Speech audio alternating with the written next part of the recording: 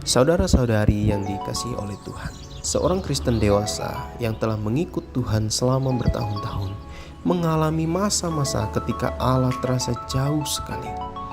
Pada umumnya, ada 3 alasan yang mungkin menjadi penyebabnya. Pertama, masalah itu bisa disebabkan oleh alasan fisik. Sesuatu yang menimpa tubuh jasmani kita dapat berpengaruh besar pada rohani kita. Penyakit, infeksi virus, stres, terlalu banyak pekerjaan dapat mempengaruhi suasana hati kita, sehingga kita mengira bahwa keadaan rohani kita sedang menurun.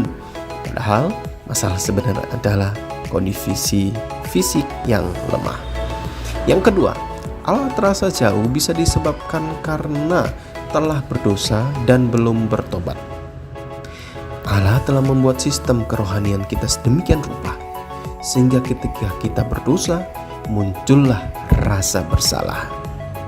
Bila situasinya seperti ini, pertobatan adalah satu-satunya jalan untuk kembali. Ingatlah bahwa pertobatan lebih dari sekedar merasa menyesal. Pertobatan berarti sangat menyesal, sehingga kita berhenti melakukan dosa dan ada buah pertobatan yang dihasilkan. Alasan ketiga, kenapa kok Allah terasa jauh sekali?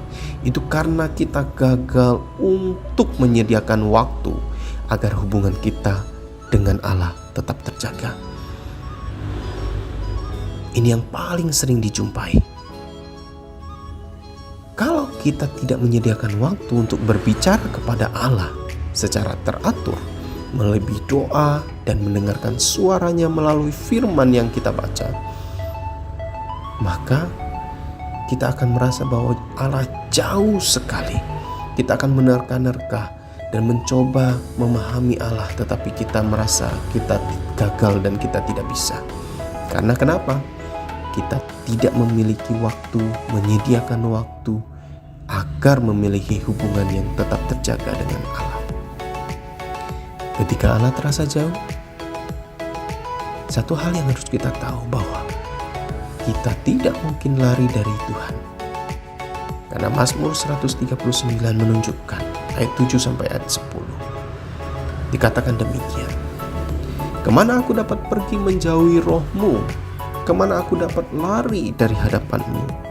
Jika aku mendaki ke langit, Engkau di sana. Jika aku menaruh tempat tidurku di dunia orang mati, di situ pun Engkau. Jika aku terbang dengan sayap fajar dan membuat kediaman di ujung laut, juga di sana tangan-Mu akan menuntun aku dan tangan kanan-Mu memegang aku.